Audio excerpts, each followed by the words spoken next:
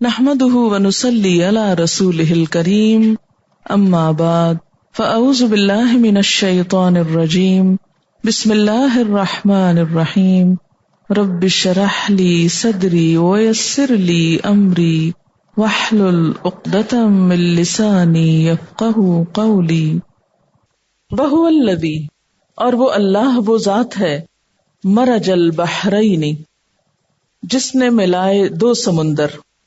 مرجا کا لفظ جو ہے یہ چرنے کے لیے استعمال ہوتا ہے، جانوروں کو چھوڑنا. مروج چراگاہ کو کہتے ہیں.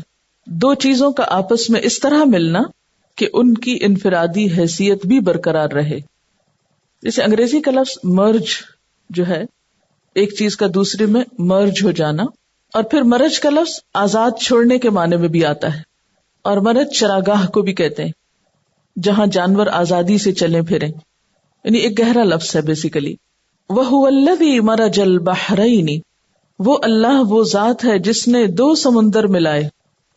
هَذَا عَذْبٌ فُرَاتٌ یہ میٹھا شیریں ہے، وَهَذَا مِلْحٌ أُجَاجٌ اور یہ نمکین کھاری یا کڑوا ہے.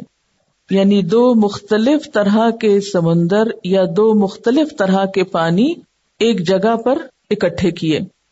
ایک پانی میٹھا ہے، عذب، اور فرات کہتے ہیں خوش ذائقہ، خوشگوار. یعنی ایک پانی میٹھا خوشگوار ہے، وہذا ملح اجاج اور دوسرا کھاری ہے. ملح کہتے ہیں نمکین کو، نمکین ہے. اجاج کھاری ہے، کڑوا ہے، تیز اور تلخ ہے. یعنی دو مختلف طرح کی خصوصیات رکھنے والے پانی ایک جگہ اکٹھے کر دیے. یہ عموماً کس وقت ہوتا ہے سمندروں میں؟ جب کسی سنگم پر دو دریا ملتے ہیں یا کوئی بڑا دریا سمندر میں جا گرتا ہے، تو ایسے مقام پر باہم ملنے کے باوجود وہ دونوں پانی اپنی اپنی خصوصیت الگ طور پر بھی برقرار رکھتے ہیں. اور یہ ایک قدرتی قانون کے تحت ہوتا ہے جس کو موجودہ زمانے میں سرفیس ٹینشن یا سطحی تناؤ کہتے ہیں. اسی طرح جب سمندر میں جوار بھاٹا آتا ہے تو سمندر کا کھاری پانی ساحل دریا کے میٹھے پانی پر چڑھ جاتا ہے، یعنی میٹھے پانی پہ کھاری اوپر آ جاتا ہے لیکن آپس میں مکس نہیں ہوتے.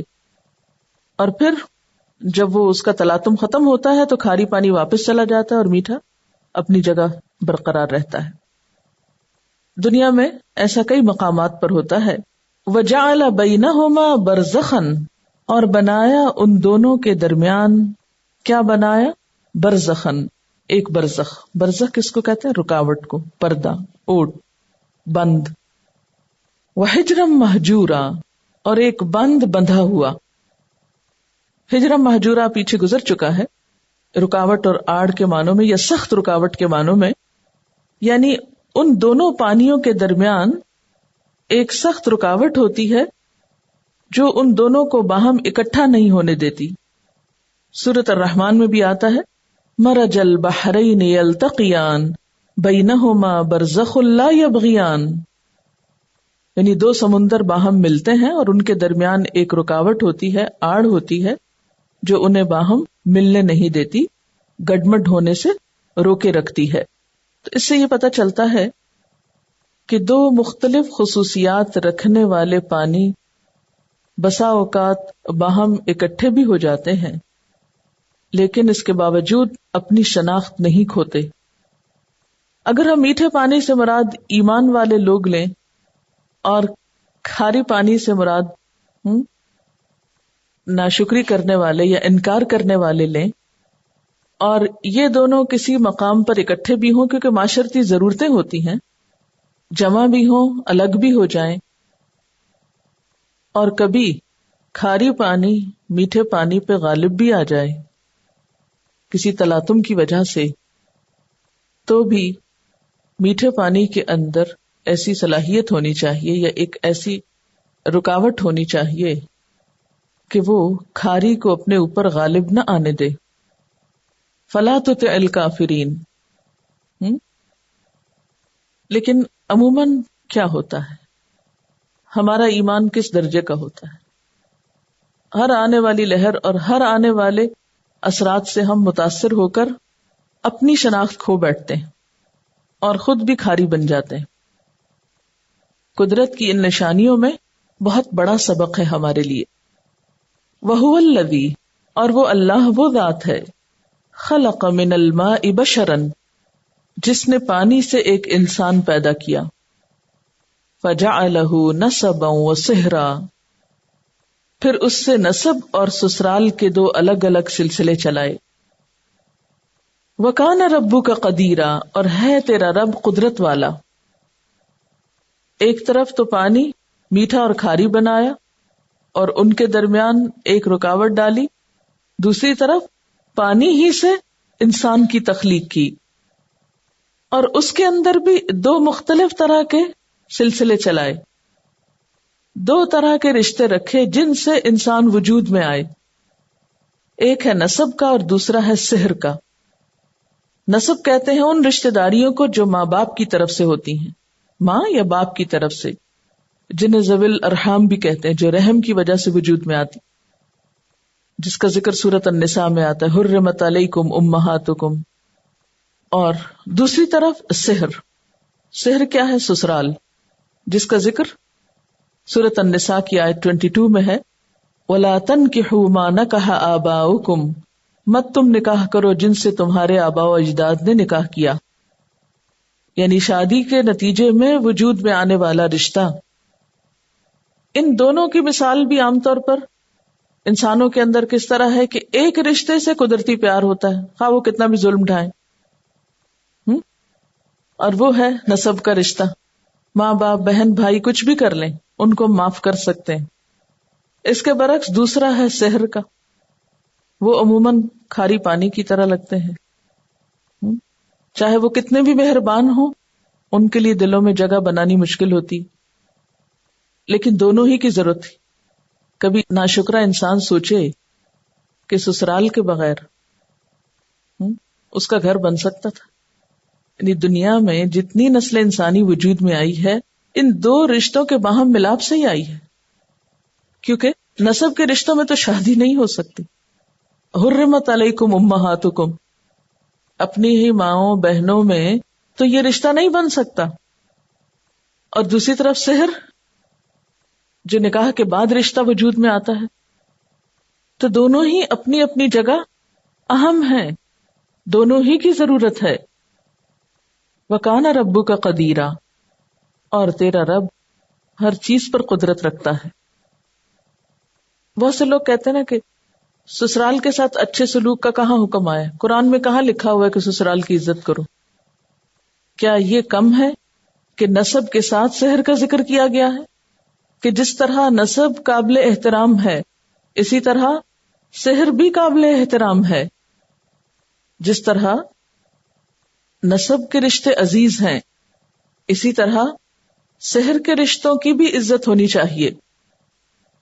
اور یہ شوہر اور بیوی دونوں کے لیے، یعنی شوہر کے لیے بیوی کے رشتہ دار سحر ہیں اور بیوی کے لیے شوہر کے رشتہ دار سحر ہیں. انسان ایک طرف نسبی تعلقات رکھنے والا بنتا ہے اور دوسری طرف سسرالی روابط.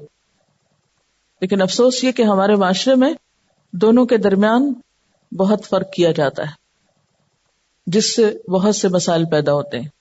اور یہ اس نیگیٹو سوچ کا نتیجہ ہوتا ہے کہ جو عموماً ان رشتوں میں دوریاں پیدا کر دیتا ہے اور محبت کے رشتوں کو جنم نہیں دینے دیتا.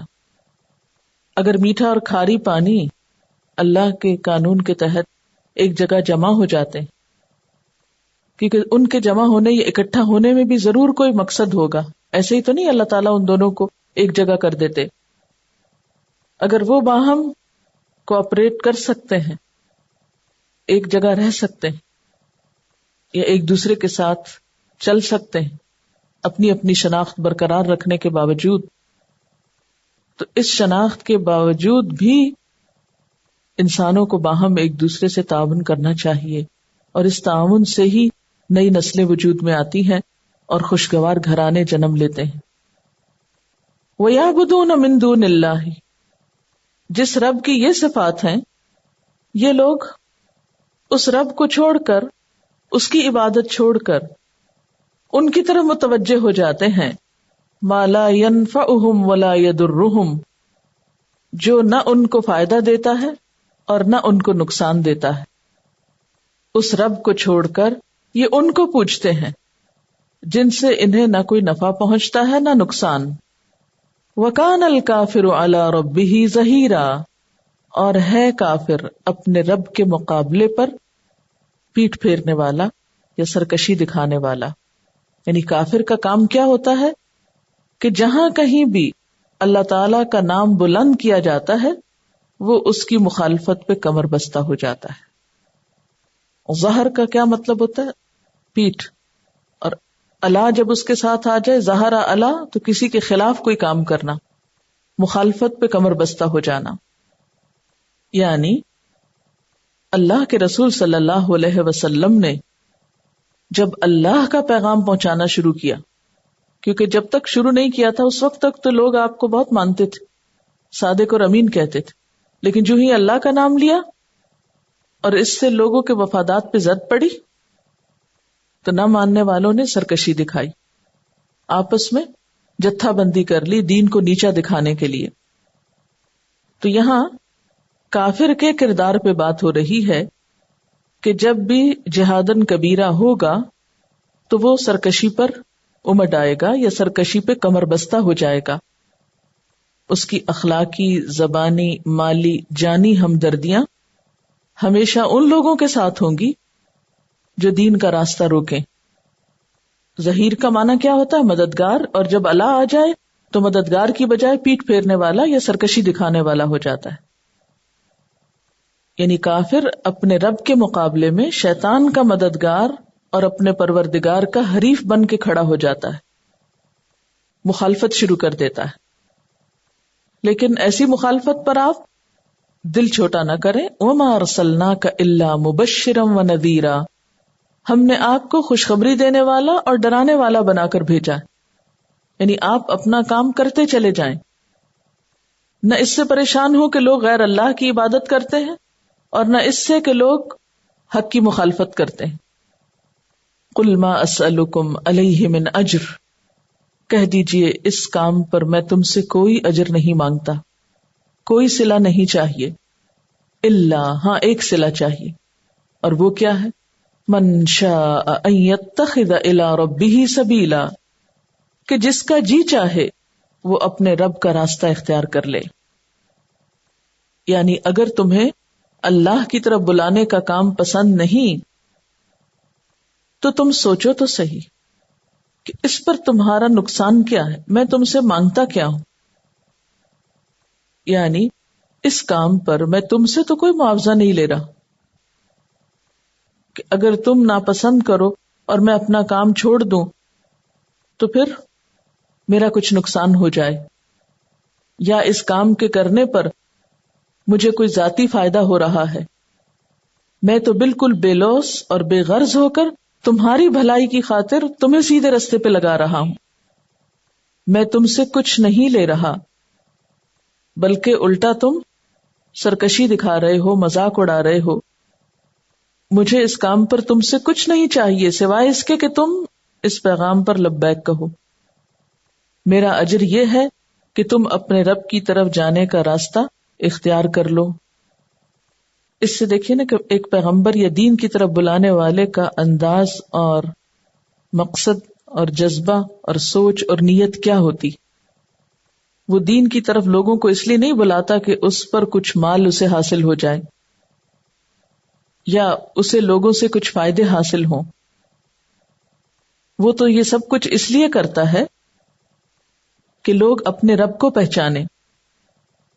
اور دوسرے معنوں میں بھی یہ ہے کہ اللہ کی طرف بلانے والے کا صلہ کیا ہے کہ لوگ سیدھا رستہ اختیار کریں، کیونکہ اس کے بلانے سے اگر کسی نے سیدھا رستہ اختیار کیا تو ان کا ثواب بھی بلانے والے کو ملے گا، تو گویا اس کو صلہ تو مل گیا. حدیث میں آتا ہے کہ جو شخص کسی کو نیک کاموں کی ہدایت کرتا ہے اور وہ اس کے کہنے کے مطابق نیک عمل کرتا ہے تو اس کے عمل کا ثواب خود کرنے والے کو بھی پورا پورا ملتا ہے، اور اتنا ہی ثواب ہدایت کرنے والے شخص کو بھی ملتا ہے. وَتَوَكَّلْ عَلَى الْحَيِّ الَّذِي لَا يَمُوتُ، اس کام کے کرنے میں بھروسہ کس پر ہوگا؟ انسانوں پر نہیں، مادی وسائل پر نہیں، اللہ کی ذات پر.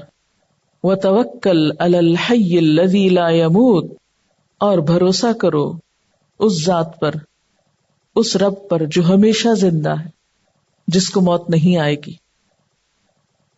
یعنی وہ تمہارے معبودوں کی طرح نہیں ہے کہ جو اپنی ذات کو قائم رکھنے کے لیے عقیدت مندوں کے محتاج ہوں.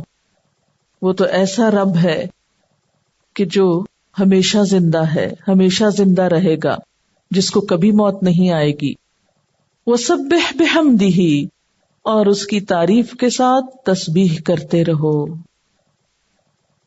پیچھے آپ دیکھیں نا، جہادن کبیرہ کی بات کی، پھر اس کے بعد سرکش لوگوں کے مقابلے میں کیا طریقہ کار اختیار کرنا چاہیے اس کی بات کی، پھر یہ کہ بے لوث ہو کر کام کرنے کی طرف توجہ دلائی گئی، پھر اس کام کے کرنے کے لیے جو بھی ضروریات ہیں اور جو بھی وسائل درکار ہیں اس معاملے میں اپنے رب پر بھروسہ اور اس کی مدد کا یقین، اور مسلسل اس کا ذکر اور اس کی تسبیح.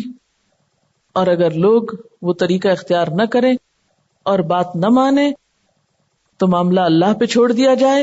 وَكَفَى بِهِ بِذُنُوبِ عِبَادِهِ خَبِيرًا، اپنے بندوں کے گناہوں سے بس اسی کا باخبر ہونا کافی ہے.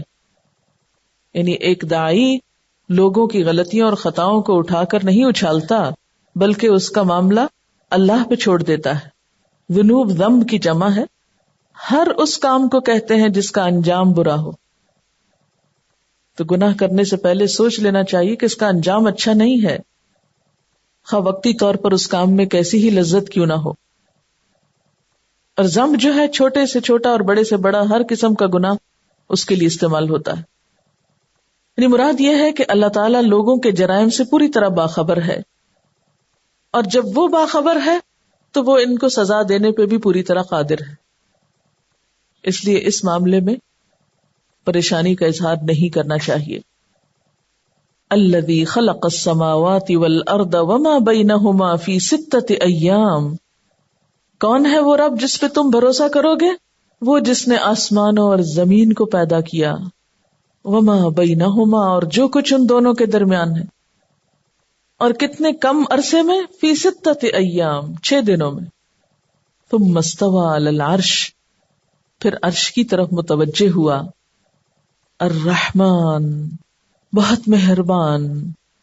فاسأل به خبیرا، اس کے بارے میں کسی خبر رکھنے والے سے ہی پوچھو، کسی خبیر سے ہی اس کے بارے میں معلوم کرو. کوئی جاننے والا ہی بتائے گا کہ وہ ہے کیا. اللہ پر توکل کرنے سے انسان کو کیا چیز روکتی ہے؟ کون سی چیز آڑے آتی ہے؟ یا کب انسان توکل نہیں کر سکتا؟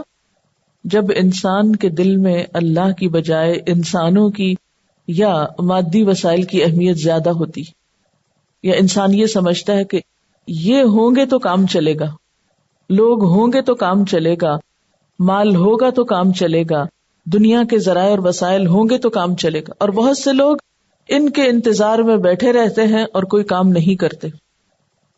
دین کے کام میں سب سے زیادہ اللہ پر بھروسہ ضروری ہے، کیونکہ یہ اس کا کام ہے.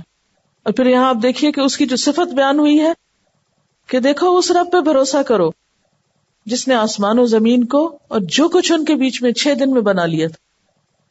کیا وہ اس کام میں تمہاری مدد نہیں کر سکتا؟ کیا وہ اس پر قادر نہیں؟ وہ پوری طرح قادر ہے. لیکن تم بھروسہ کیوں نہیں کر پاتے؟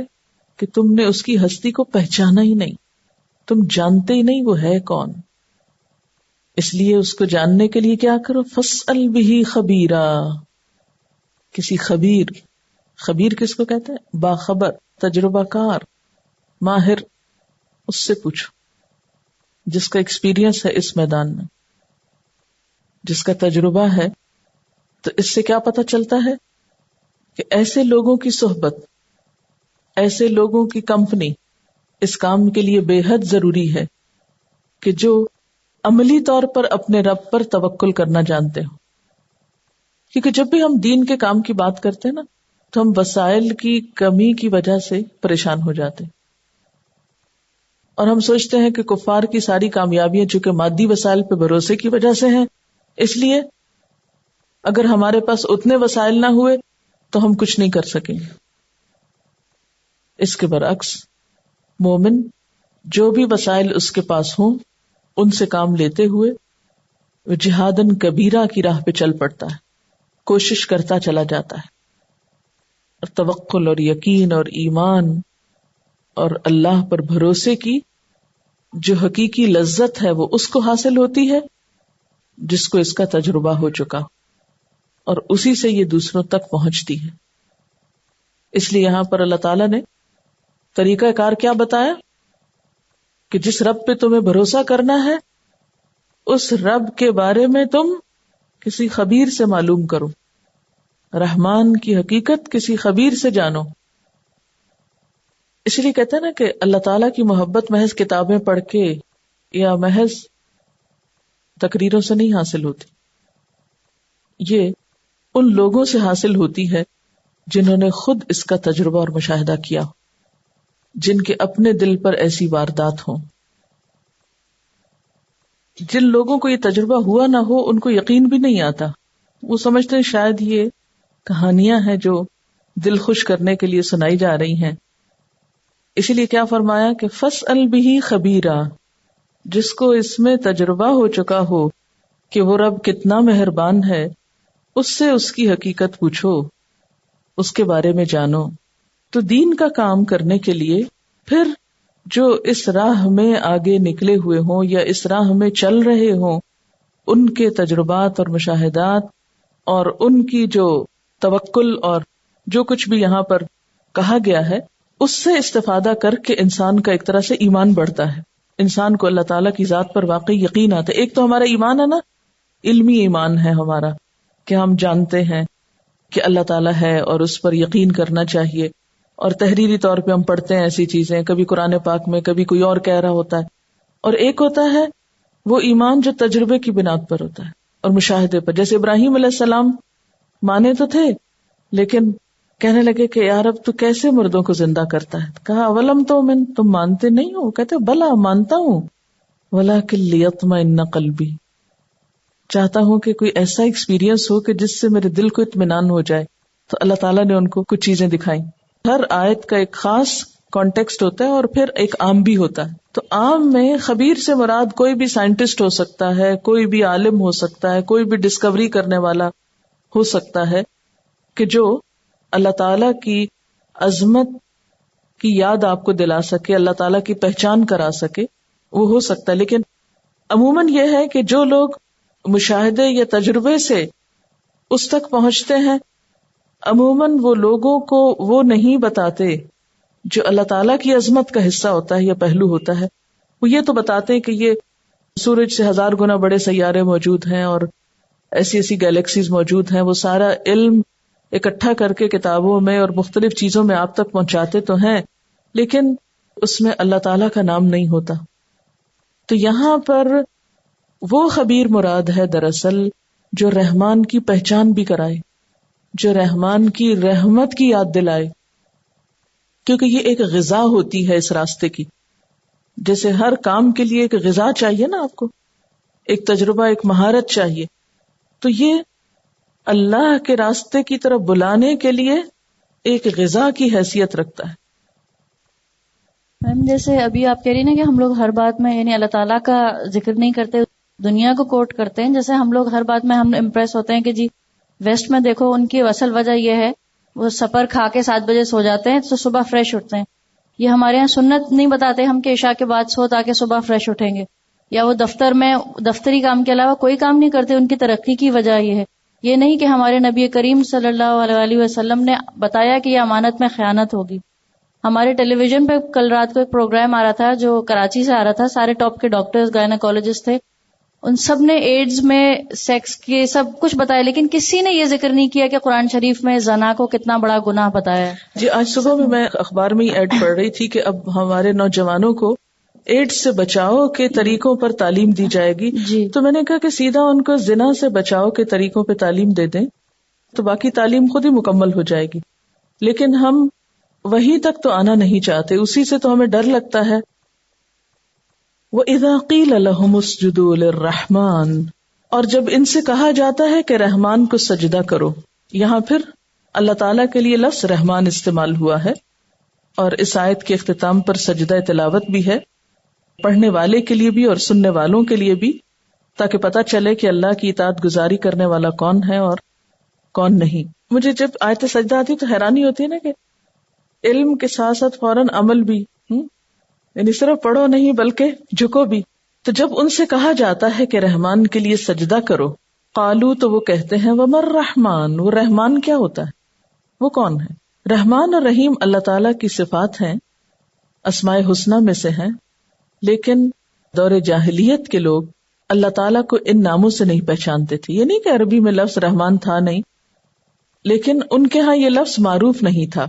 آپ جانتے ہیں کہ صلح حدیبیہ کے موقع پر جب آپ صلی اللہ علیہ وسلم نے معاہدے کے آغاز پر بسم اللہ الرحمن الرحیم لکھوایا تو مشرکین نے ضد میں آ کے کیا کہا، ہم رحمان رحیم کو نہیں جانتے، بسمک اللہم لکھو، اور اس کو ہٹوا دیا. یعنی وہ رحمان کا نام لینے سے بدکتے ہیں، سجدہ کرنے سے بدکتے ہیں. جب ان سے کہا جاتا ہے رحمان کے لیے سجدہ کرو، قالوا ومر رحمان، کہتے ہیں وہ رحمان کیا ہے. اگرچہ آیت کفار مکہ کے بارے میں نازل ہوئی ہے ایک خاص کانٹیکسٹ میں، لیکن جب میں اسے صبح پڑھ رہی تھی تو سوچ رہی تھی کہ آج کیا حالت اس سے کچھ مختلف ہے کہ ہم اپنے ہی بچوں سے کہتے ہیں آؤ نماز کے لیے، تو کہتے ہیں نماز کیا ہوتی ہے، نماز کیوں پڑھیں، ان سجدوں میں کیا رکھا ہے. یہ آپ سب لوگوں کے دماغ چل گئے جو دن رات نمازیں پڑھتے ہیں، کیا مل رہا ہے آپ کو نمازیں پڑھ کر. قالوا وما الرحمن انسجد لما تأمرنا، کیا ہم اس کو سجدہ کریں جس کو تو حکم دیتا ہے، آپ کی بات مان لیں. ہمارے یہاں بھی تو یہ ہوتا ہے نا کہ جب ماں باپ بچوں کو نماز کے لیے کہتے ہیں تو وہ سمجھتے ہیں کہ شاید یہ ماں باپ کا حکم ہے، یہ کسی انسان کی بات ہے، اور اس وجہ سے نماز سے بھاگتے ہیں. انسجد لما تأمرنا، جسے تو کہہ دے اسی کو ہم سجدہ کرتے پھریں، یعنی تمہاری بات مان لیں. وزادہم نفورا، اور یہ دعوت ان کی نفرت میں اور اضافہ کرتی ہے، وہ جتنا ان کو کہے اتنا اور بھاگتے ہیں نماز. اب آپ دیکھیں کہ یہ عمل یا یہ طریقہ کار کس کا تھا، کفار مکہ کا تھا، اور ان کو تو ہم کہتے ہیں وہ تو چونکہ مسلمان نہیں تھے اس لیے ایسا کرتے تھے. لیکن آج ہم مسلمان ہوتے ہوئے بھی کس قدر رحمان سے فرار حاصل کر رہے ہیں، اور رحمان کے آگے جھکنے سے کہ وہ مہربان خدا جو تمہیں اپنی رحمتوں میں ڈھانپنا چاہتا ہے، تم اسی سے دور بھاگتے ہو، اسی کی بات نہیں سننا چاہتے، اسی کی طرف نہیں آنا چاہتے. سوچو یہ بیزاری، یہ نفرت اور یہ بھاگنا تمہیں کیا فائدہ دے گا، اس سے تمہیں کیا حاصل ہوگا.